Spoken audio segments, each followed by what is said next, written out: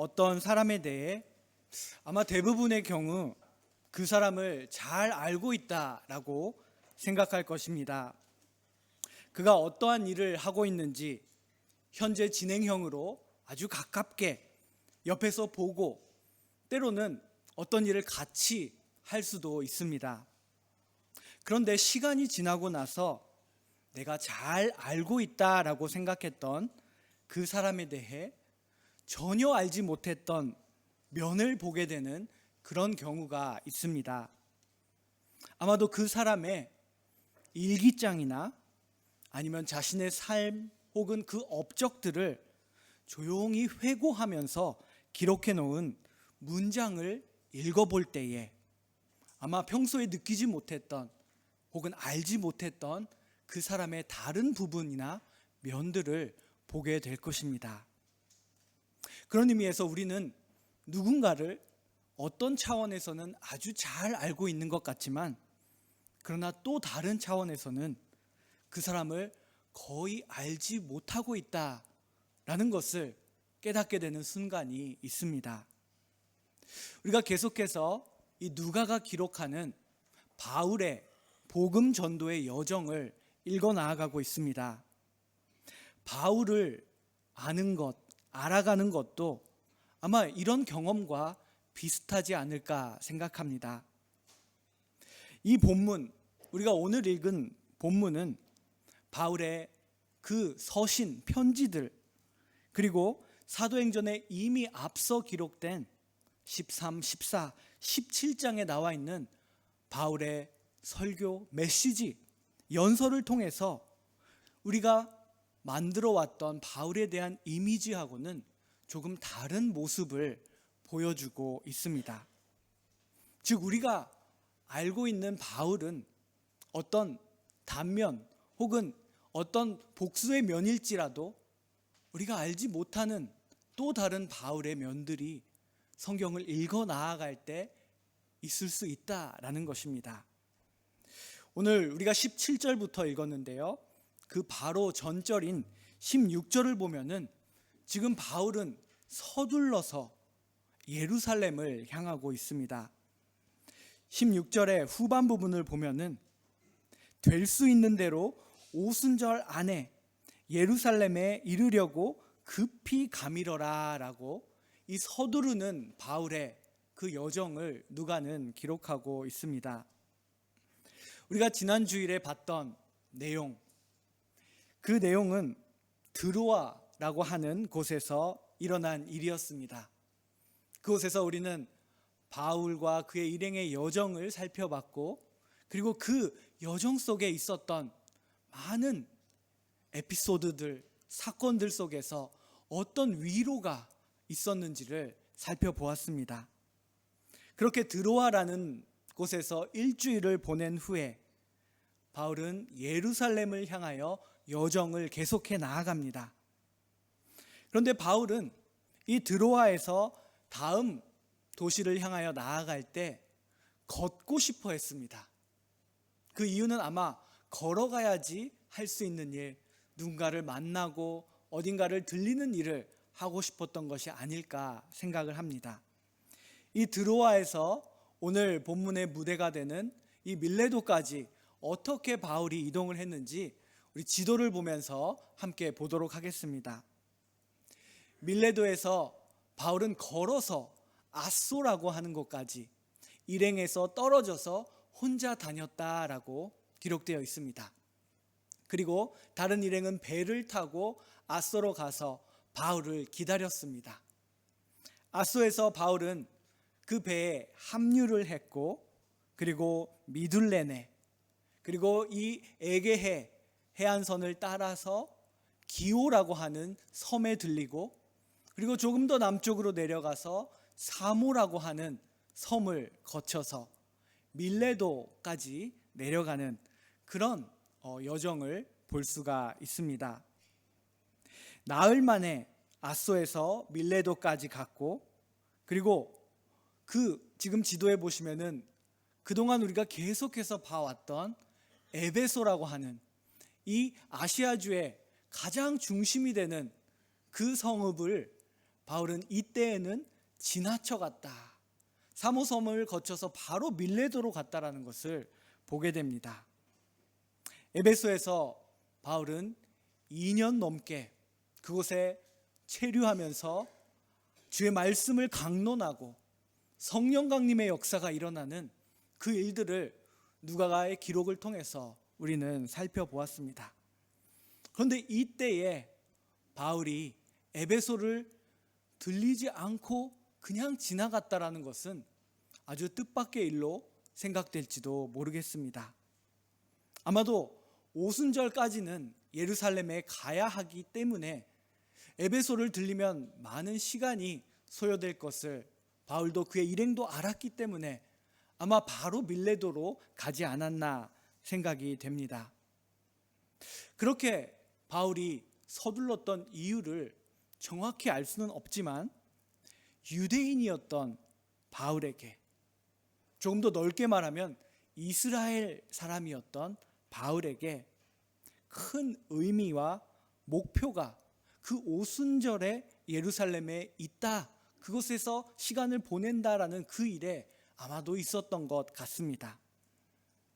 이스라엘의 전통은 바울이 다메섹 도상에서 부활하신 예수님과 만난 이후에 사라져버린 것이 아니라 바울은 이스라엘의 그 풍성한 전통, 자신이 바리새인으로서 가마리엘 문화에서 받았던 그 도라와 그 예언서들을 연구하고 배워왔던 그 모든 것들은 새로운 시점으로, 관점으로 새롭게 바울을 찾아왔다라는 것입니다. 그러므로 바울은 이방인을 향하여 나아감과 동시에 이스라엘의 전통을 아주 중요하게 생각했고, 그 이스라엘의 전통과 도라와 예언서와 시가서들을 통해서 예수 그리스도를 발견하고 전해 나아가는 사람이었다 라는 것을 이 오순절의 예루살렘으로 향하는 바울의 모습을 통해서 다시 한번 생각해 볼 수가 있습니다. 바울은 에베소를 그냥 지나갔지만 밀레도에서 멈췄습니다. 그리고 그 밀레도에서 에베소에 세워진 이제 막 탄생한 에클레시아, 신앙 공동체의 리더들을, 사람을 보내어 밀레도로 오게끔 불렀다라고 17절에는 기록되어 있습니다. 17절을 보면 바울이 밀레도에서 사람을 에베소로 보내어 교회 장로들을 청하니, 우리는 이미 2000년의 교회사를 통하여 제도화되어 있는 교회에 익숙합니다. 그래서 성경에서 장로들이라고 하면은 우리가 알고 있는 장로들의 모습을 떠오르지만, 그러나 이때 이 초대교회에서 말하는 장로들은 아마도 교회의 리더, 교회의 어떤 지도적인 위치에 있었던 사람들이라고 생각하는 것이 더 이 당시의 모습과 가깝지 않을까 생각이 됩니다. 바울은 2년 동안 에베소에서 복음을 전하고 주의 말씀을 강론하는 가운데 특별히 주 예수 그리스도를 향한 그 믿음이 아주 견고한 사람들을 보게 되었을 것입니다. 그리고 그들을 리더의 그 역할을 감당하게끔 그들을 격려하고 위로해 나갔을 것입니다. 그들의 이름까지 나와 있지 않아서 참 아쉽지만, 그러나 그 사람을 보내어, 정가를 보내서 지금 에베소에서 바울이 있는 밀레도로 오게끔 청하였다라고 17절은 말하고 있습니다. 바울은 에베소를 그냥 지나칠 수가 없었습니다. 2년 동안 그가 그곳에서 전한 복음, 그곳에 임한 새로운 에베소 버전의 성령 강림의 사건, 이 모든 것을 그들은 함께 체험했기 때문에 바울과 에베소 교회의 성도들 사이에는 아주 끈끈한 영적인 유대가 생겼다라는 것입니다. 바울은 그렇게 사람을 보내어서 찾아온 에베소 에클레시아의 리더들에게 말합니다. 아마도 사람을 보내고 그리고 그들이 오기까지 기다리는 시간은 최소한 4일은 걸렸을 것입니다. 왜냐하면 에베소에서 밀레도까지는 약 72km의 거리가 있었고 그들은 아마도 도보로 이동했을 것이기 때문입니다.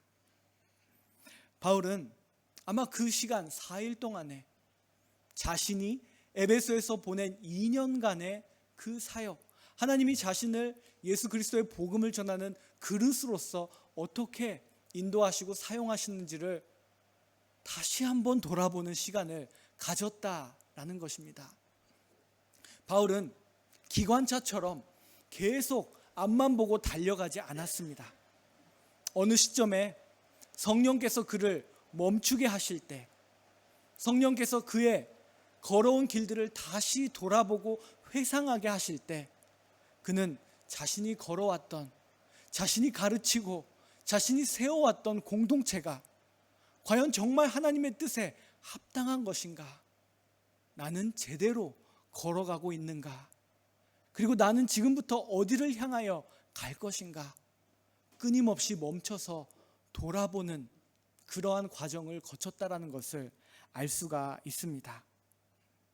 바울은 에베소에서 누가가 기록하지 않았지만 여러 가지 역경들이 분명히 있었을 것입니다.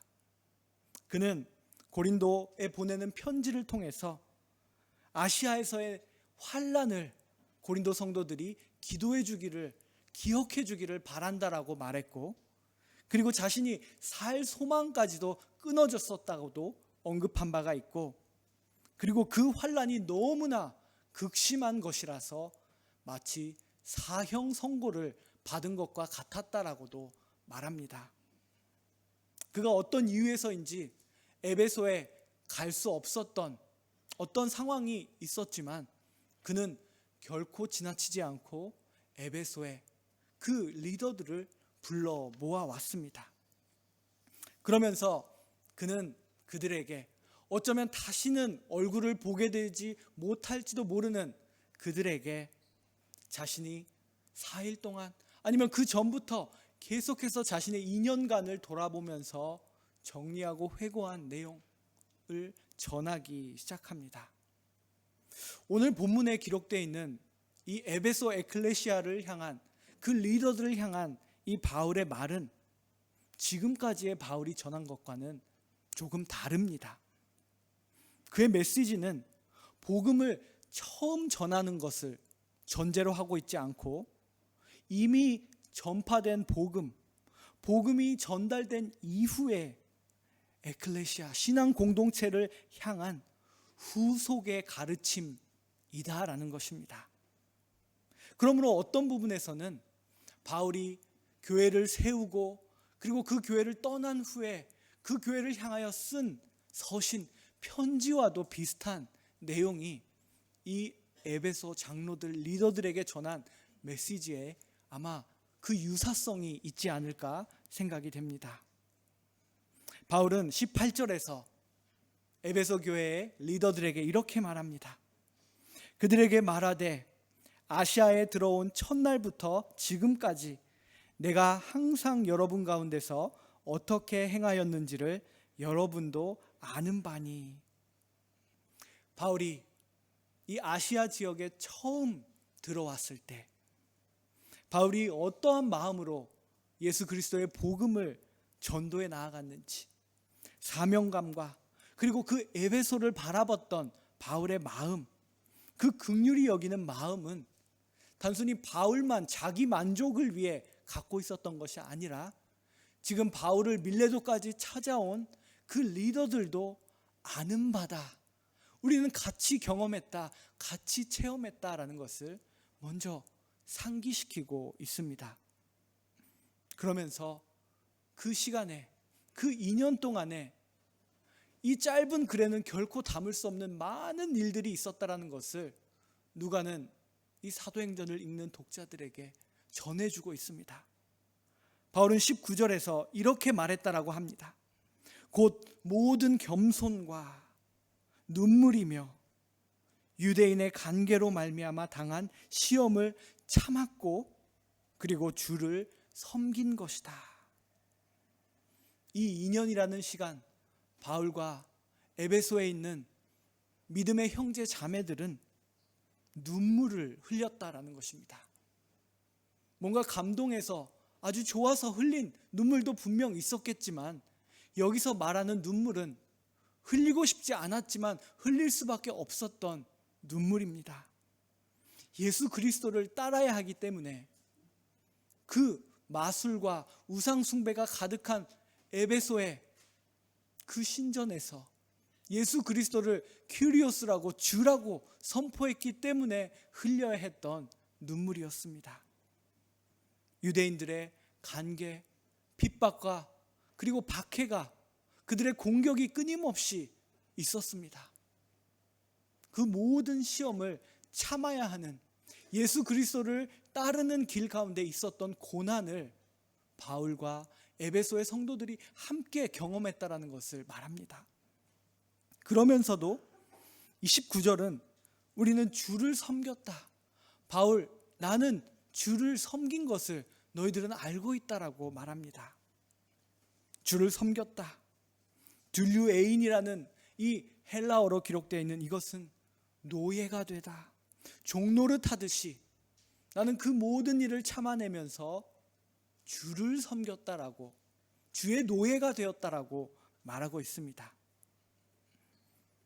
그런 의미에서 이 겸손이라는 단어와 연결이 됩니다.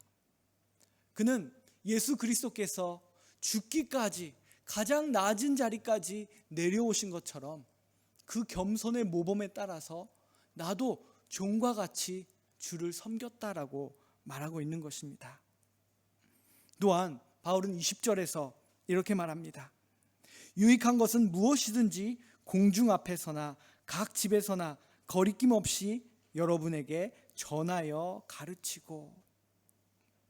바울은 아테네에서 했던 것처럼 많은 사람들이 모여있는 공식적인 그 회중 앞에서도 이 에베소에서 공적으로 예수 그리스도의 복음을 전했습니다. 이것이 에베소에서의 바울의 첫 번째 복음 전도의 모드입니다. 그러나 동시에 바울은 공동체를 세워갔고, 우리가 지난 시간에 파라클레인, 위로하다, 격려하다라는 단어를 봤지만 바울은 신앙 공동체를 세워가는 일을 했습니다. 바울이 여기서 말하는 것처럼 각 집에 찾아가서 개인적으로 그들의 삶의 고뇌와 그들이 갖고 있는 신앙적인 질문에 응답하면서 그들에게 유익한 것을 하나도 빠짐없이 전하고 가르쳤다라고 말합니다. 이 2년이라는 시간 속에 바울이 얼마나 많은 사람들을 만나고 방문하고 그리고 그들에게 주의 말씀, 예수 그리스도의 복음을 풀어서 가르쳤을까요? 바울이 복음을 개인적으로 전할 때 분명히 이 헬레니즘 문화에서 살았던 에베소 사람들은 많은 질문이 생겼을 것입니다. 이 유대인들이 이스라엘의 그 하나님에 대한 관점, 신관과 이 헬레니즘의 신관은 너무나 다르기 때문에 쭉 질문의 리스트들이 끊임없이 있었을 것입니다. 바울은 그 질문에 대답하기 위해 시간을 할애할 결단을 했습니다. 그리고 하나하나의 질문에 응답하고 때로는 같이 토의하고 그리고 같이 기도하면서 그들을 가르치고 그들에게 유익이 된다면 언제든지 찾아가서 함께 말씀을 전하고 가르치는 일을 했다라는 것입니다. 그리고 그것을 이 에베소의 리더들이 누구보다도 잘 알고 있다라고 바울은 이 두 번째 복음 전도의 모드에 대해서도 말하고 있습니다. 그 대상은 어떠했나요? 21절을 보니 유대인과 헬라인들에게 하나님께 대한 회개와 우리 주 예수 그리스도에 대한 믿음을 증언한 것이라. 바울은 그가 오순절까지 예루살렘에 가야 한다라고 말했던 것처럼 자신의 혈연적인 동포 유대인들을 결코 제외하지 않았습니다. 언제든지 새로운 곳에 가면 회당을 먼저 찾아갔고 유대인들에게 예수가 메시아라는 사실을 전했습니다. 또한 헬라인들은 단순히 그리스 민족만을 말하는 것이 아니라 로마 세계를 살아가는 모든 이방인들을 지칭하는 표현입니다. 그 헬라인들에게 하나님에 대한 회개, 무엇이 죄인지, 왜 그 죄에서 우리가 돌이켜서 방향을 바꿔서 하나님께 가야 하는지를 가르쳤고, 주 예수 그리스도께 대한 믿음을, 그 믿음이 무엇인지를 그들에게 증언했다라고 바울은 말합니다. 이것은 오늘 본문의 마지막 절 27절에 바울이 하나님의 뜻을 전했다라고 하는 그 하나님의 뜻과도 연결이 되는 부분입니다. 여기서 바울이 말하는 하나님의 뜻은 단순히 우리 인간의 계획과 같은 것이 아닙니다. 1년 뒤, 10년 뒤를 바라보면서 중장기적인 계획, 그것이 아니라 바울은 이 창조주 하나님께서 아담을 창조하시고 창세기를 통하여 하나님이 어떻게 이 세상을 창조하셨는지를 말하고, 또 하나님의 그 창조의 질서와 관계가 깨진 이후에 어떻게 아브라함을 불러서 하나님의 백성을 삼아서 복의 근원이 되게 하셨는지, 그리고 그럼에도 불구하고 하나님을 떠나간 백성들에게 자신의 독생자 예수를 성육신하게 하셔서 예수의 탄생과 십자가의 죽음과 부활과 승천과 성령의 역사로 말미암아 어떻게 그들을 구원하시고 새로운 창조를 이루어 나아가셨는지, 그 원대한 하나님의 구속사가 포함되어 있는 그 의미의 하나님의 계획에 대해서 나는 여러분에게 전하였다라고 말하고 있는 것입니다. 그렇게 바울은 회개와 예수 그리스도에 대한 믿음을 전하고 하나님의 계획을 전하고, 그 일들을 여러분들이 기억해 주기를 바란다는 것을, 그리고 내가 그렇게 살았듯이 여러분들도 앞으로 이 에베소 교회를 담당하고 이끌어 나가고 격려하며 세워 나아가는 리더로서, 장로로서 그렇게 서기를 바라는 마음에 그 일들을 다시 한번 회고하면서 전하고 있습니다. 바울은 자신의 엔진이 무엇이었는지 오늘 본문에서 말합니다. 그를 지금까지 1차, 2차, 3차 전도 여행까지 계속해서 그의 원동력이 되어서 이끌어 나아갔던 것, 그리고 앞으로도 로마를 향하여 스바냐, 저 스페인까지 그를 이끌어 나아갈 그 엔진이 무엇인지 이어지는 22절에서 말하고 있습니다. 보라, 이제 나는 성령에 매여 예루살렘으로 가는데 거기서 무슨 일을 당하는지 알지 못하노라. 바울은 자신이 이전도 지금도 앞으로도 성령에 매여 있다라고 말합니다. 바울을 움직이는 것, 그를 에베소에서 복음을 전하게, 주의 말씀을 그 두란노 서원에서 강론하게 하신 그분은 바울 자신이 아니라 성령에 매여 있다, 성령이 나를 이끌어 갔다라는 것을 말합니다.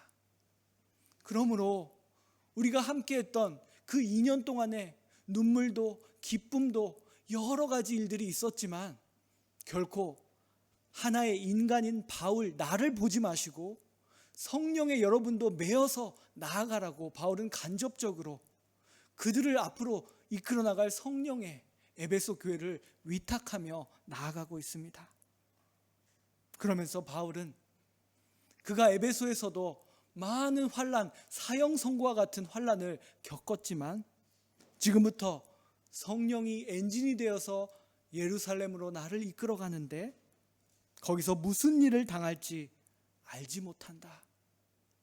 성령이 알려주는 것은 가는 도성마다 투옥이 있을 것이고 핍박과 시련이 있을 것이라는 것을 가르쳐 주신다. 그것만은 확실하기 때문에 내가 여러분을 다시 만날 것이라고 보장할 수 없지만, 그러나 나는 여러분에게 오늘 이 말씀을 전하고 떠납니다라고 바울은 자신의 엔진을 말해주고 있습니다. 바울은 떠나면서 어쩌면 마지막이 될지 모르는 이 에베소의 리더들을 향한 그 메시지를 전하면서 확실하게 하고 싶었던 한 가지 일이 있었습니다. 26절, 27절에 나와 있는 말씀입니다. 그러므로 오늘 여러분에게 증언하거니와 모든 사람의 피에 대하여 내가 깨끗하니 이는 내가 거리끼지 않고 하나님의 뜻을 다 여러분에게 전하였음이라. 바울은 여기서 자신이 깨끗하다라고 말합니다. 우리는 왜 바울이 굳이 다른 사람들이 말해주면 될 것을 직접 이 에베소의 리더들에게 나는 깨끗한 사람입니다, 나는 양심의 가책이 없습니다, 굳이 이 말을 해야 했을까? 잘 이해가 되지 않을지도 모르겠습니다.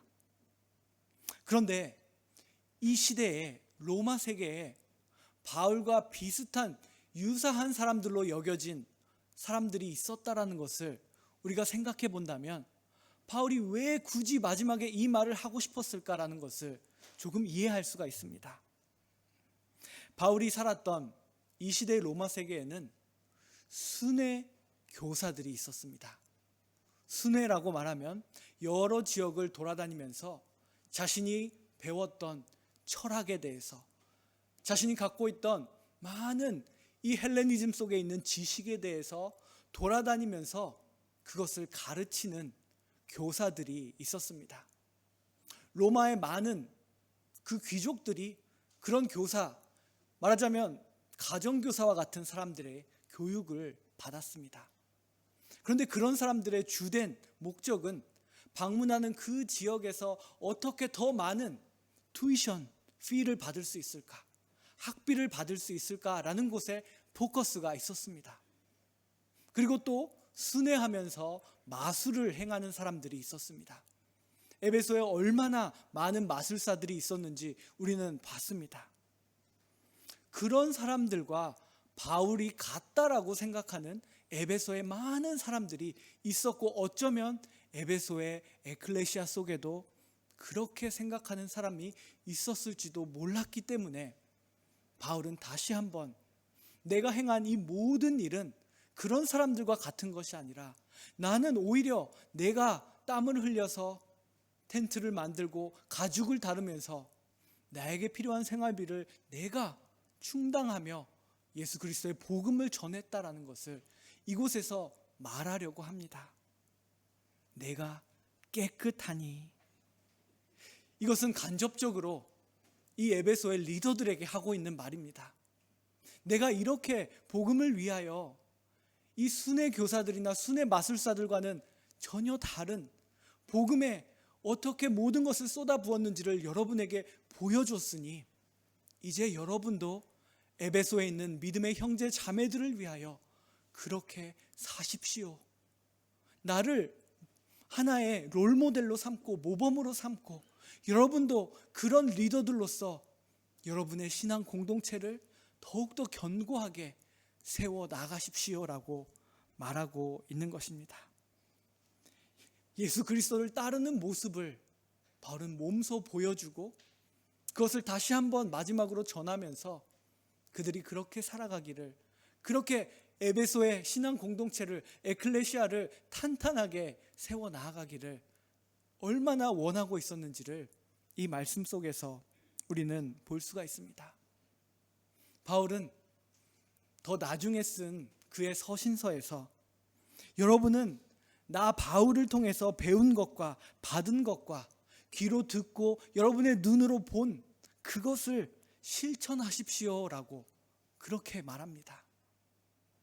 바울이 교회를 세우면서 행했던 일들은 그때 그 순간에 끝나는 것이 아니라 그의 삶 자체가 하나의 편지가 되고 메시지가 되어서 그러한 삶을 여러분이 듣고 보았으니 이제는 저의 흉내를 내면서 그렇게 사십시오라는 그 메시지를 전하고 있었다라는 것입니다.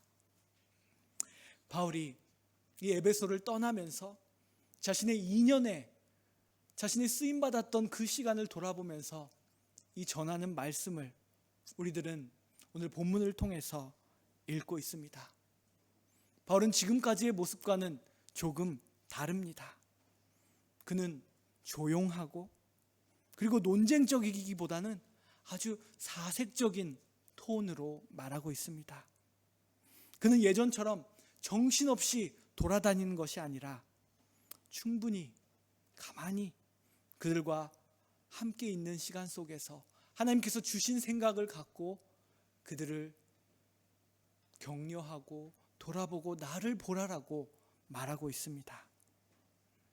우리의 신앙생활은 바울처럼 열심히 달리는 그런 때가 많이 있습니다.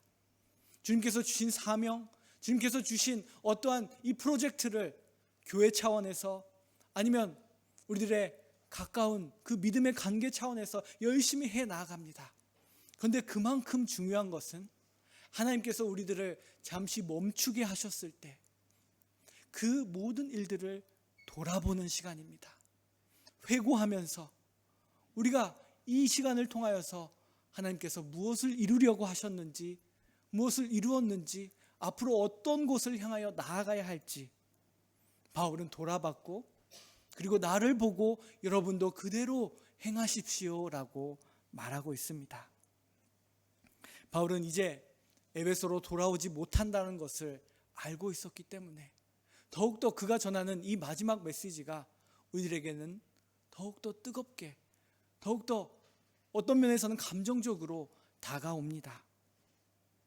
바울은 오늘 말씀 속에서 그런 그의 뜨거운 마음을 담아서 24절에서 아주 핵심적으로 오늘의 이 본문을 요약하는 것과 같은 내용으로 그가 지금까지 걸어왔고 앞으로 걸어갈 길에 대해서 말합니다. 우리 24절 한 목소리로 같이 읽겠습니다. 24절 말씀입니다. 내가 달려갈 길과 주 예수께 받은 사명 곧 하나님의 은혜의 복음을 증언하는 일을 마치려 하면은 나의 생명조차 조금도 귀한 것으로 여기지 아니하노라. 아멘. 바울은 지금까지 달려왔고 달려온 길을 돌아봤습니다. 그리고 앞으로 달려갈 길을 바라봅니다. 그 길은 바울 홀로 가는 길이 아니라 지금 비록 헤어지지만 에베소의 리더들도 함께 가는 길이라고 말하고 자신은 그 길을 마치려 한다. 그리고 그 길의 마지막이 죽음일지라도 나는 그곳을 향해 달려가겠다라고 말하고 있습니다. 그리고 동시에 그 메시지는, 그 호소는 에베소의 리더들을 향하여, 그리고 2000년이라는 시간을 뚫고 지금 이 본문을 읽고 있는 우리들을 향하여 주어지는 초대와 격려의 메시지입니다. 우리도 함께 그 길을 마치는 그때까지 달려가는 믿음의 사람들이 되기를 간절히 소원합니다. 기도하겠습니다. 사랑과 은혜가 풍성하신 하나님, 오늘 말씀 속에 담겨진 바울의 삶을 또 바울을 돌아보며 전하는 그 누가의 손길을 통하여 전해지는 이 하나님의 마음을 알게 하시니 감사합니다. 하나님 아버지, 저희들이 걸어온 길을 돌아보는 것이 얼마나 중요한지, 조용히 성령의 인도하심을 받는 것이 얼마나 중요한지 오늘 말씀을 통하여 깨달았습니다. 하나님께서 주신 그 마음을 갖고 우리도 끝까지 바울이 걸어간, 예수 그리스도께서 걸어간 그 길을 마칠 수 있도록 우리와 함께 하시고 이끌어 주시옵소서. 예수 그리스도의 이름으로 기도드립니다. 아멘. 찬송가 540장 함께